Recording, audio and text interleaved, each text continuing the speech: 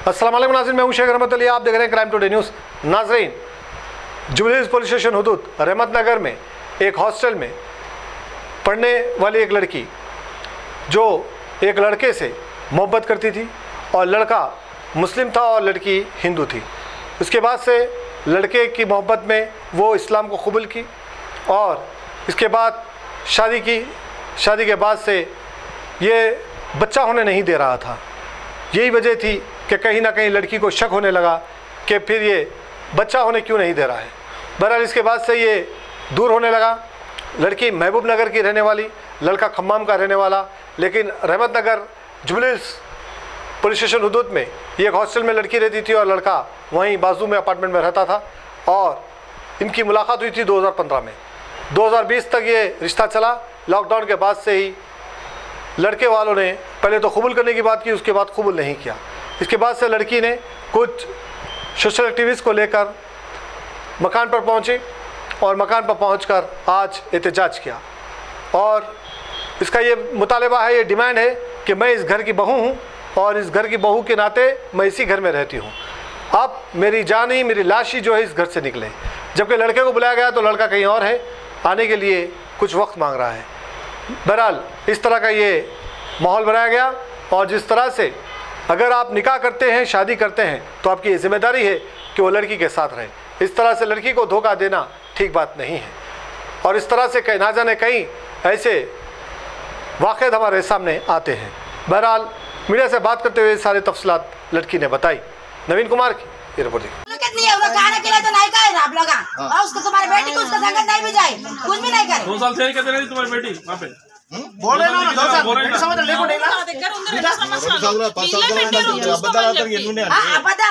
అబద్ధాల పుట్టనే దాని నీ కొడుకు మతం ఎందుకు మార్చిండు, పెళ్లి ఎందుకు చేసుకుండు, దాని జీవితం ఎందుకు కాగం చేసు, ఇట్లా ఎంతమంది పిల్లల జీవితాలు అవసరం లేదు। ఆ కోడలు बात करने को ना, फिर तुम क्यों जा रहे? बैठो ना यार, नहीं जाते ये सब लोग है ना।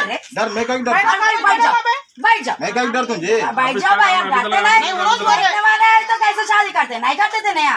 बैठो बैठो भैया भैया बैठ जाओ ना, बैठ जाओ भैया। बोल रहे जो तुम लोग बोल रहे हम कुछ भी नहीं बोल रहे। बैठ जाओ। लोग ठहरे इनके वहां से अकेले भाग जाते कहते कहीं డబ్బుల విషయం కూడా చెప్పమ్మా। వెళ్ళిపోయిన తర్వాత ఇంకా ఆయన కొట్టి నన్ను వెళ్ళిపోయిండు ఇంట్లో నుంచి। ఎప్పుడు నైట్ 12 o'clock నేను అలాగే ఉన్నా, నైట్ మీద ఉన్నా, నన్ను వదిలేసి వెళ్ళిపోతా అంటే వెళ్ళిపోయినా రోడ్డు పైన వరకు, మెయిన్ రోడ్డు పైన వరకు వెళ్ళిపోయినా అక్కడ తాగుబోతులు ఉన్నారు, అందరు మగ పిల్లలు ఉన్నారు। దీన్ని ఎట్లా వదిలేయాలి, ఇంటి దగ్గర వదిలేసి నేను వస్తాను చెప్పొచ్చు కదా, చెప్పకుండా అక్కడ నుంచి మాయమైపోయిండు। నేను ఇంకా ఏం ఇవ్వలేకపోయినా, నాకు అవ్వలేదు, నా చేత కూడా కాలేదు। అప్పుడు నాకు ఫోన్ చేసి బెదిరించాడు, ఏమని నువ్వు ఏం పీక్కుంటావు పీక్కు, నువ్వు పోలీసులో కంప్లైంట్ ఇస్తావా లేకపోతే ఎవరిని కంప్లైంట్ ఇస్తావు, ఎవరిని తీసుకొస్తావు తీసుకురా అన్నాడు। నేను అసలు ఫోన్ చేసింది లేదు, రమ్మంటే నేను అన్న పోలీసు వాళ్ళకి కంప్లైంట్ ఇవ్వాలని ఆలోచన నాకు లేదు, నువ్వు వస్తావని అనుకున్నా। కానీ నేను ఇప్పుడు నువ్వు అన్నందుకు నేను కంప్లైంట్ ఇస్తా అని అక్కడే మన रहमत नगर పోలీస్ స్టేషన్ లో కంప్లైంట్ ఇచ్చిన। అయితే వాళ్ళు అన్నారు జూబ్లీ హిల్స్ వెళ్ళమని అన్నారు। అంటే జూబ్లీ హిల్స్ వెళ్ళినా కంప్లైంట్ ఇచ్చినా ఓకే అన్నారు। పిలిపించారు ఎవరిని, మా మామయ్యని మా హస్బెండ్ని పిలిపించారు, ఫోన్ చేసి పిలిపిస్తే వచ్చి నేను ఉంటాను, నాది తప్పయింది అని చెప్పి రాజీ పడి సైన్ చేసి మరి వీళ్ళిద్దరు ఇంటికి వచ్చారు। ఇంటికి వచ్చి వెనక నుంచి బయటకు వెళ్ళేసి వస్తామని చెప్పి నన్ను బస్ ఎక్కించేసి వస్తాను చెప్పు అమ్మాయికి అని చెప్పి తీసుకొని ఇంకా అది వెళ్ళిపోవడమే। ఇంకా అసలు కూడా కనిపించలే, ఫోన్ లిఫ్ట్ చేయలేదు, ఏం లిఫ్ట్ చేయలేదు అసలు లేదు। అయితే తర్వాత ఏమైంది, మా అత్తమ్మకి ఫోన్ చేసి మా మామకి ఫోన్ చేసి మా మామ నేను మాట్లాడతామా 15 రోజులు నువ్వు ఇంటికి వెళ్ళిపో, వాడు చచ్చిపోతావు నన్ను బెదిరిస్తున్నాడు కదా అంటే నేను కూడా చచ్చిపోతా మరి ఇప్పుడు నేను ఎవరిని చెప్పాలి, ఎవరింటికి పోవాలి, నువ్వు నా ఇంటికి వచ్చి మాట్లాడి వదిలేమని చెప్పినా, నేను తప్పేం లేదు కదా అందులో। చెప్తే నేను మాట్లాడతా, నువ్వు కూల్గొండు, నా కొడుకుకి నేను నచ్చ చెప్తా, నా మాట వింటాడు అని వీళ్ళ అమ్మ నాన్న ఇద్దరు అన్నారు। సరే అని నేను 15 రోజులు వెయిట్ చేసిన, మా మామ ఫోన్ చేయలే, ఏం చెయ్యాలి, మా పెద్దమ్మ వాళ్ళ ఇంటికి పోయి ఉన్నా, మా అమ్మాలు రానియకపోతే పోయి ఉంటే తర్వాత నేను ఫోన్ చేస్తే కూడా రానియలే। సరే అని చెప్పేసి నేను ఊరు నుంచి హైదరాబాద్ వచ్చిన, ఇంకొక నా దగ్గర ఉంటే చూస్తే ఇంట్లో ఎవ్వరూ లేరు, ఫోన్ చేసిన ఏమైనా మావయ్య అని చెప్పి।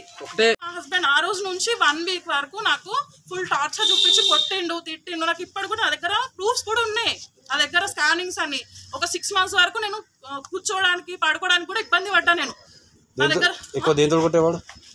అంటే ఇక్కడ ఉంటది ఘాటు, మెడ పైన గోళ్ళతో ఇట్లా వచ్చేసిండు చేతిలో ఇట్లా గొంతు పట్టుకొని వెనక నెట్టండి ఇక్కడ బోన్ ఉంటది కదా దానికి అయింది 6 months నేను పడుకొని అసలు వెనక నుంచి పడుకోనికి వచ్చేది కాదు. అంటే లవ్ మ్యారేజ్ చేసుకుని ఎందుకు కొట్టాల్సిన అవసరం అంటే ఫస్ట్ నుంచి లేదు అసలుకి లాస్ట్ మినిట్ లో అట్లా అయ్యింది. అది ఎందుకు రీజన్ అనేది నాకు తెలియదు.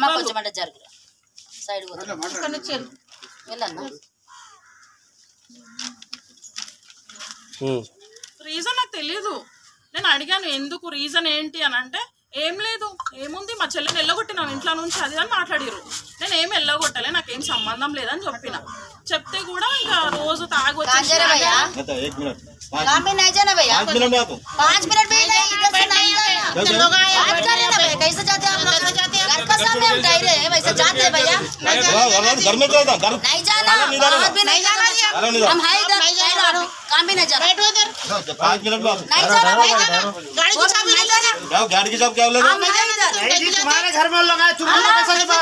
తప్పు చేయడానికి రాలేదు, మేము ఒకటే అంటున్నామన్నా.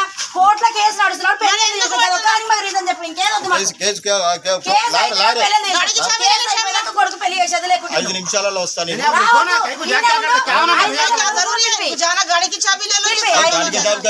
చోరీ नहीं जाना भाई, नहीं जाना, नहीं जाना। क्या करते नहीं जाना, बैठ जाओ। कौन आते उन लोगों का आन दो, नहीं जाना। आओ बुलाओ बुलाओ, बैठो। हाँ बैठो, आप बैठो भैया। मैं ऑफिस तक जाकर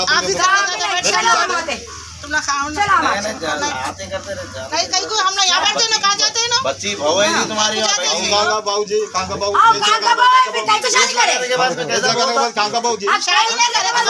शादी कर लिया तो भाव है कहाँ कर लिया होगा, केस चल लिया तो हो जाता, चल रहा क्या तुम शादी कर लेगा?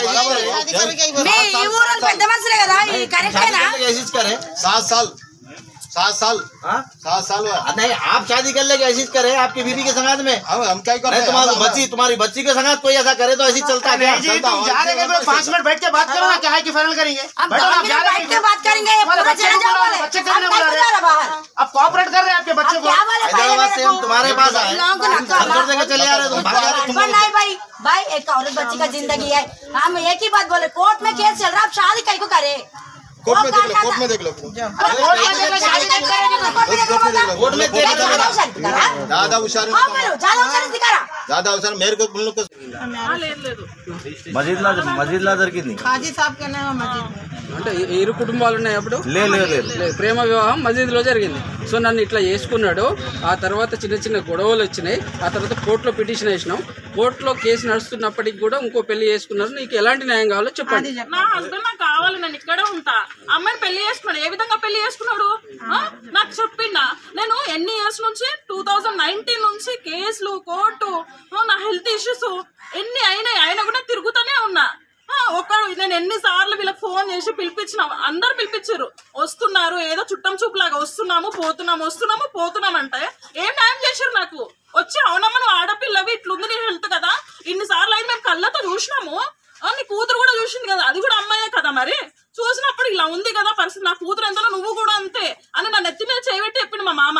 మరి ఇప్పుడు ఏమైపోయింది? కూతురు కదా నేను, నీకు ఎలాంటి న్యాయం కావాలి? నాకు నా హస్బెండ్ కావాలి, నేను ఇక్కడే ఉంటాను. పెళ్లి చేసుకోకపోతే ఆమె సరే కోర్టులో కేసు ఏదాకా ఏమనకపోతున్నావు, పెళ్లి చేసుకుని తప్పు చేసిండు ఆయన. ప్రతిసారి పెళ్లి చేసుకోవడం చాలా తప్పండి. ముఖ్యంగా పెళ్లి చేసుకున్నాక అమ్మాయి పనికి రాదు, మరి ఇంకొక అమ్మాయి పనికి వచ్చింది ఆయనకి. 1 year అవుతుంది పెళ్ళయ్యి, నాకు తెలియని కూడా తెలియదు. నేను అడుగుతూనే ఉన్నా ఫోన్ చేసి, పెళ్ళయింది, నాకు పెళ్లి చేసే వాళ్ళకి కూడా నేను ఎంత సతాయిస్తున్నా. అన్న పెళ్ళయిందంట అంటే వాళ్ళు ఫోన్ చేసిన, వాళ్ళకి రెస్పాన్స్ లేదు. ఒకసారి ఫోన్ లేపుతాడు, లేదు భయ్యా అవ్వలేదు, సరే ఫోన్ లైట్ అవ్వలేదంటమ్మా. ఒకసారి వచ్చినాము, ఎంత ఒక 1 year బ్యాక్ అనుకుంటా, వచ్చినాం పిఎస్కి వెళ్ళినాము, ఇట్లా పెళ్ళయిందని తెలిస్తే నా హస్బెండ్ రాలే, మా మామని వచ్చిండు. మా మామ వచ్చి అది ఇట్లా ఇది ఇట్లా అని నన్ను బ్లేమ్ చేసిండు పిఎస్ లా. నేను అన్నా, నేను ప్రతి ఒక్క ప్రూఫ్ నిరూపిస్తా, నేను మీరు తీసుకొచ్చి కూర్చోబెడతారా లోపల అన్న, నేను మాట్లాడతామ్మా, నువ్వు పోమ్మా అని అన్నారు. సరే పెళ్లి అవ్వలేదు కాబట్టి అప్పటికి నేను వెళ్ళిపోయినా, సాప్సీదా వెళ్ళిపోయినా. నాకు 3 months బ్యాక్ తెలిసింది.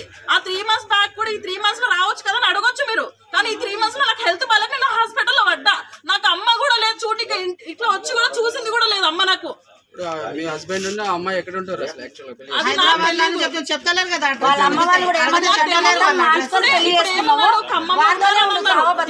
హైదరాబాద్ అన్నారు, ఎవరికి తెలుసు ఇల్లందులో ఉన్నారు అని చెప్తున్నారు. నేను నా వైఫ్ ఉంటామని చెప్తున్నా. ఆయన ఎవరికి తెలుసు. ఇప్పుడు నాకు యాక్సెప్ట్ చేసింది వీళ్ళు కదా. పెళ్లి చేసుకున్నప్పుడు దీనిపైన పోలీస్ స్టేషన్ లో ఏమైనా కేసు ఫిర్యాదు చేయనున్నారా? ఇక్కడ ఏమి ఇవ్వలేదు, తీసుకోలేదు వాళ్ళు అసలుకి. అడిగితే ఏమన్నారు, ఇవ్వలేదా? ఇక్కడికి వచ్చి న్యాయ పోరాటం చేస్తారు కదా, ఇప్పుడు ఏదైనా కేసుకి ఏమైనా వెళ్తారా మీరు? కేసు ఎందుకు అండి? కేసు పెట్టి నేను ఇన్ని సమస్యల నుంచి పోరాడుతున్నా. ఏం జరిగింది నాకు చెప్పు ఒక మాట. ఏమైనా అయ్యిందా? కోర్టులో చూసుకోపో. ఇప్పుడు కూడా అదే మాట ఉంది, కోర్టులో చూసుకోపో అనుకుంటా. తక్షణం మీకు ఇక్కడ న్యాయం జరిగేదాకా మీరు ఇక్కడ నుంచి ఇక్కడనే ఉంటా.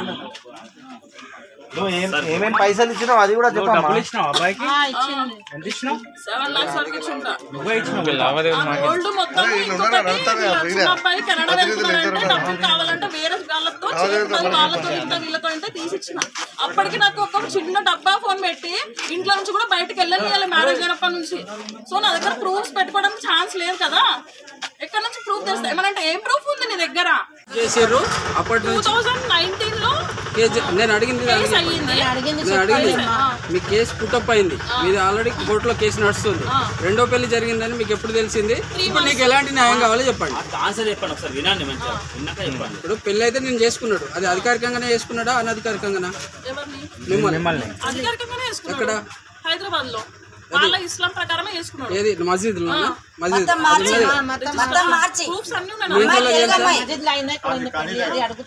విషయాలు చెప్తాను, మీరు క్లారిటీ తీసుకుంటారు.